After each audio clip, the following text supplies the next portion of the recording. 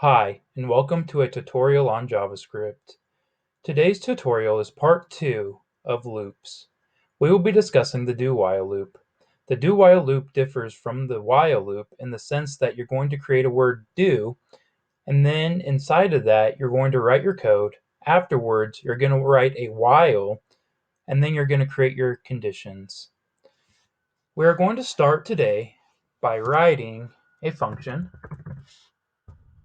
and giving that name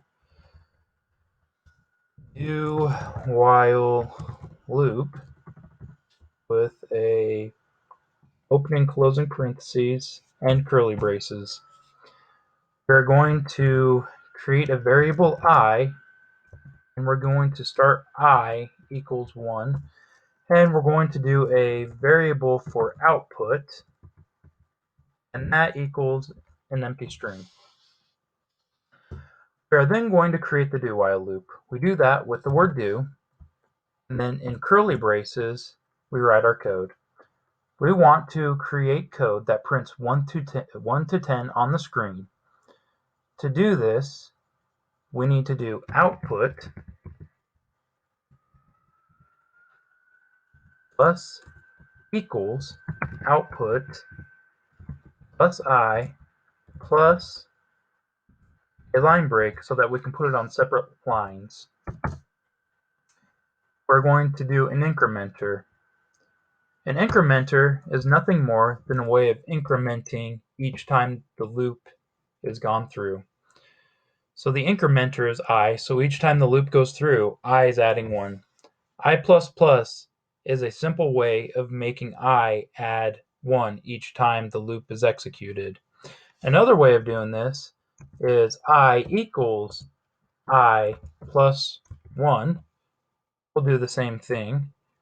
Or even that can be written shorthand with a plus equals 1.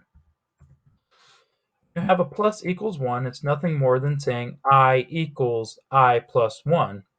It's just simplifying and making it so that you only have to write I once.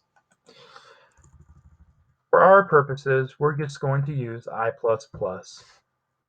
Afterwards, we need to create the while condition. While, then in parentheses, and then after that, we actually need to close it with a semicolon. But in the parentheses, we need to write the conditions. The conditions that have to be met for the loop to occur is I is less than or equal to 10. If that condition does not occur, then the loop stops. Now that we have that written, we want to print out to the user the output. So we need to use a document get element by ID parentheses dot inner HTML equals, we want to display output to the user. We're going to make the ID that we're going to get from the HTML equivalent to do while. In the body, we then need to create a button. So we do that with the button tag. Close the button tag, and we want that to have the value of click me.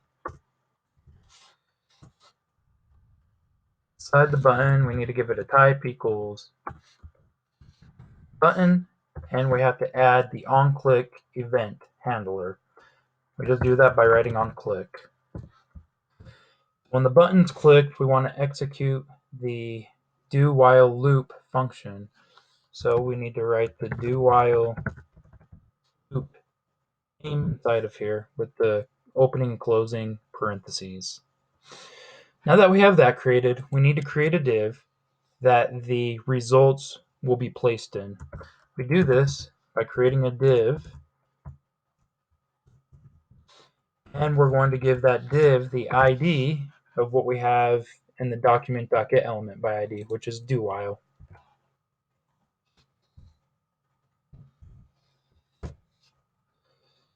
We can go ahead and save that, refresh our page. You see we got the button. Before I click the button, I will walk through the code with you. So the user comes to this page, they click the button, it goes finds the button and sees that there's an onClick handler, which then sends it to the do-while function, which is up here. It then goes through this code one at a time. It sets a variable I equal to 1 and a variable output equal to string. It then executes the code in the do. In our case, output plus equals output plus I plus break, meaning each time that it's going through, it's adding a new output with the new I, and then it's having a line break, meaning that the next time it runs through, it'll send those results down to a new line. We then increment I by 1, meaning each time the loop goes through, we add 1 to it. Afterwards, we have a while, and inside the while, we have our conditions. And our conditions that have to be met for the loop to occur is I has to either be less than or equal to 10. It then prints the results to the tag with the ID do while, and it prints the variable output. So if we click the button, as you can see, there was a mess up,